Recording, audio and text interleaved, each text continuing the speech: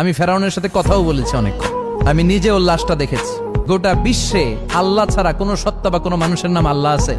এমনকি কুখ্যাত ইন্টারন্যাশনাল সন্ত্রাসী ফেরাউন ওর নাম আল্লাহ কয় নাই।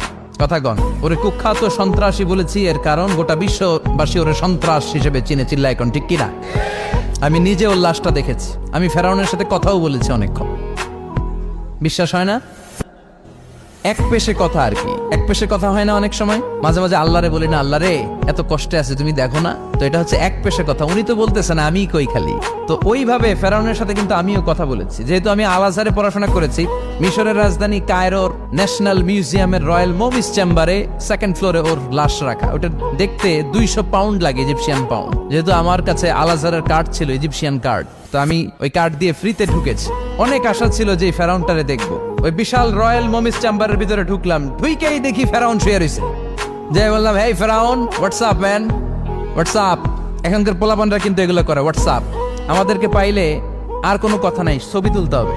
এবার হজে কমসে কম 10,000 ছবি তুলছে বাঙালিরা আমার সাথে। পোলাপান পাইলেই ছবি তুলবে আর হাতের স্টাইল করবে এরকম। এইভাবে ক্যামেরাটা নেয়। আমি কি এটা কি স্টাইল? কে হুজুর গ্যাংনম স্টাইল। এইভাবে আঙ্গুল দুইটাতে এইভাবে রাখে আর এইভাবে। কি স্টাইল? কি স্টাইল? Gangnam style. আল্লাহ হেদায়েত দাও।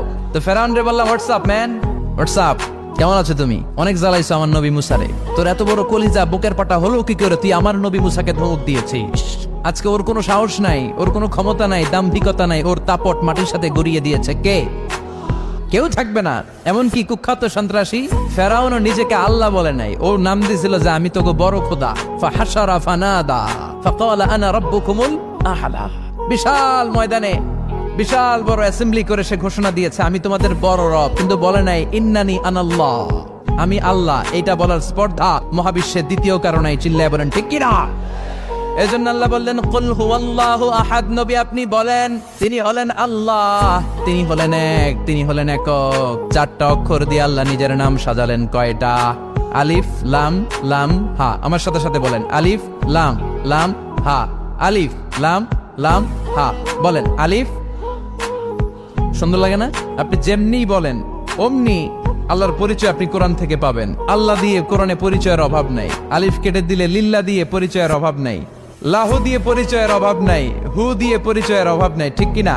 আল্লাহু নূরুস সামাওয়াতি ওয়াল আরদি মাসালু নূরিহি কামিশকাতিন ফিহা মিসবাহ। সুবহানাল্লাহ। এবার আলিফ যদি কেটে দেন লিল্লা দিয়ে পরিচয় আছে না নাই? লিল্লাহি মা ফিস সামাওয়াতি ওয়া মা ফিল আরদি ওয়া হুয়াল আজিজুল হাকীম। এবার লাম যদি কেটে দেন থাকে লাহু, লাহু দিয়ে পরিচয় আছে না নাই? লাহুল মুলকু ওয়া লাহুল হামদু ওয়া হুয়া আলা কুল্লি শাইইন কাদির। লামও যদি কেটে দেন, খেয়াল করছেন সিকোয়েন্সটা? আলিফ লাম লাম হা। আলিফ কেটে দেন, লাম কেটে দেন, লাম কেটে দেন, থাকে হু। হু দিয়ে কোনো পরিচয় টরিচয় নাই। আছে হুয়াল্লাহুল্লাযী লা ইলাহা ইল্লা হুয়ার রহমানুর রহিম। সুবহানাল্লাহ পড়েন। কি সুন্দর নাম আল্লাহ। আবার ডাকতেন, পড়েন আল্লাহ। তিনি প্রথম, তিনি শেষ, তিনি প্রকাশ্য, তিনি গোপন। ঠিক কিনা? হুয়াল আউয়ালু ওয়াল আখিরু ওয়াল যাহিরু ওয়াল বাতিন ওয়া হুয়া বিকুল্লি শাইইন আলিম। তিনি প্রথম, তিনি শেষ।